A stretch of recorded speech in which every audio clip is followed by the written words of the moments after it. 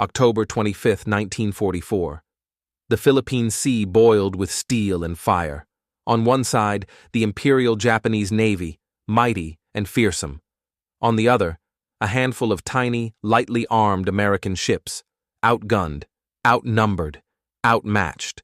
Yet what happened next would become one of the most heroic and unbelievable naval battles in history. This is the story of the Battle off Samar. Fade in dramatic visuals, sunrise over the Pacific Ocean. The American forces were engaged in the Battle of Leyte Gulf, the largest naval battle ever fought. General Douglas MacArthur had returned to the Philippines, and the Japanese were desperate to stop him. They launched a massive counterattack, hoping to annihilate the American invasion fleet. But one small group, known as Task Unit 77.4.3, Taffy 3, was left mostly unprotected off Samar Island. They were equipped with tiny escort carriers, destroyers, and destroyer escorts, ships built for supporting roles, not frontline fighting. And heading their way was an entire Japanese center force, including 4 battleships, 6 heavy cruisers, 2 light cruisers, and 11 destroyers. The flagship of the Japanese fleet was the Yamato, the largest battleship ever built, armed with 18-inch guns that could fire shells the size of a small car. Against them, Taffy 3's destroyers, their biggest guns were only 5 inches wide. It was suicide, and they knew it. As the Japanese fleet appeared over the horizon, Rear Admiral Clifton Sprague, commanding Taffy 3, couldn't believe his eyes. He immediately ordered a desperate escape. All ships, turn away. Carriers launched every aircraft they could, even without proper weapons. Pilots went up with nothing but machine guns and depth charges, but they went anyway.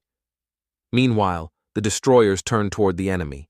Yes, instead of running, they charged head-on into a wall of steel.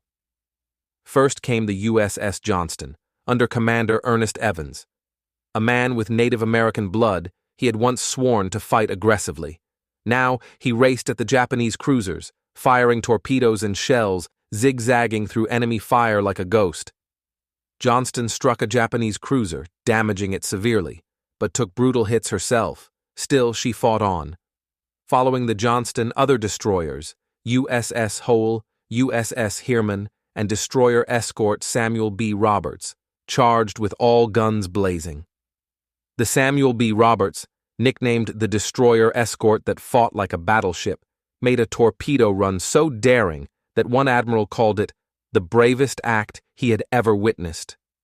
They launched torpedoes into the side of the Japanese heavy cruiser Chokai, crippling it. Yet the cost was horrific. Shell after shell tore through the American ships. The Johnston was hit again and again until she began to sink. Commander Evans, wounded and exhausted, gave the order to abandon ship, but not before making sure every gun was firing to the very end. The Hole and the Roberts also went down, but not before causing massive confusion and fear in the Japanese fleet. Meanwhile, from the sky, American pilots made relentless attacks. Even planes with no bombs performed dry runs, pretending to drop bombs, just to frighten the Japanese ships into dodging. The Japanese commanders, overwhelmed by the ferocity and chaos, began to believe they were facing a much larger force. In panic, they ordered a retreat. Yes, a fleet of battleships and cruisers turned and fled, from tiny destroyers, damaged carriers, and desperate pilots. Because of the bravery of Taffy 3, the American invasion fleet, and the future of the Pacific campaign was saved. The cost was terrible. 5 American ships were sunk. Hundreds of brave sailors and airmen were lost. Commander Ernest Evans was posthumously awarded the Medal of Honor, the first Native American in the U.S. Navy to receive it. The Japanese center force never again threatened American forces in the Pacific. The battle off Samar entered the history books as one of the most incredible examples of courage against impossible odds. As one historian put it, in no engagement of its entire history has the United States Navy shown more gallantry, guts, and gumption than in those desperately fought actions off Samar. They had no hope. They fought anyway. They had no chance. They made one. Remember the men of Taffy 3, who turned certain defeat into eternal legend.